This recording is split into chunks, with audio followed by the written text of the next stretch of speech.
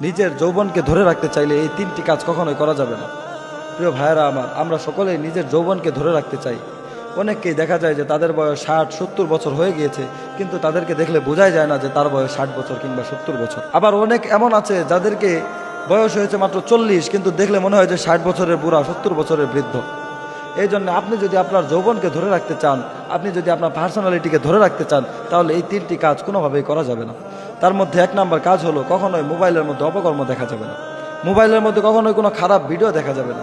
কেননা আপনি যখন মোবাইলের মধ্যে অপকর্ম দেখবেন, অথবা আপনি যখন মোবাইলকে বেশি ইউজ করতে থাকবেন, এই মোবাইলের রেডিয়েশনের কারণে আপনার শরীর থেকে আপনার শরীরটাকে সে কুচকিয়ে দিবে, আপনার শরীর সে ধ্বংস করে দিবে। এই রেডিয়েশনের কারণে আপনার জীবন অতিষ্ঠ হয়ে যাবে, আপনার মাথায় সমস্যা হয়ে যাবে এবং আপনি বৃদ্ধ হওয়া শুরু করবেন। আর 2 নাম্বার সেটি হলো, গুনাহ করা যাবে না।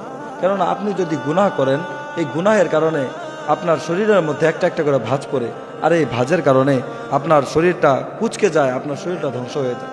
এই জন্য আপনি যদি আপনার শরীরকে, যৌবনকে ধরে রাখতে চান, আপনার শরীরকে স্ট্রং রাখতে চান, তাহলে আপনার প্রথম যেই কাজটি করা যাবে না সেটি হলো মোবাইল বেশি ব্যবহার করা যাবে না, মোবাইলের মধ্যে খারাপ কোনো ভিডিও দেখা যাবে না।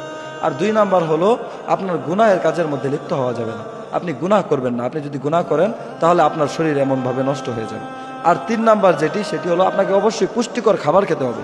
আপনি যদি পুষ্টিকর খাবার খেতে পারেন এবং আপনি যদি এই 2টি কাজ থেকে বেঁচে থাকতে পারেন, তাহলে অবশ্যই আপনার যৌবন আপনার কাছে ধরে রাখতে পারবেন, আপনার যৌবন কখনো আপনার কাছ থেকে হারাবে না।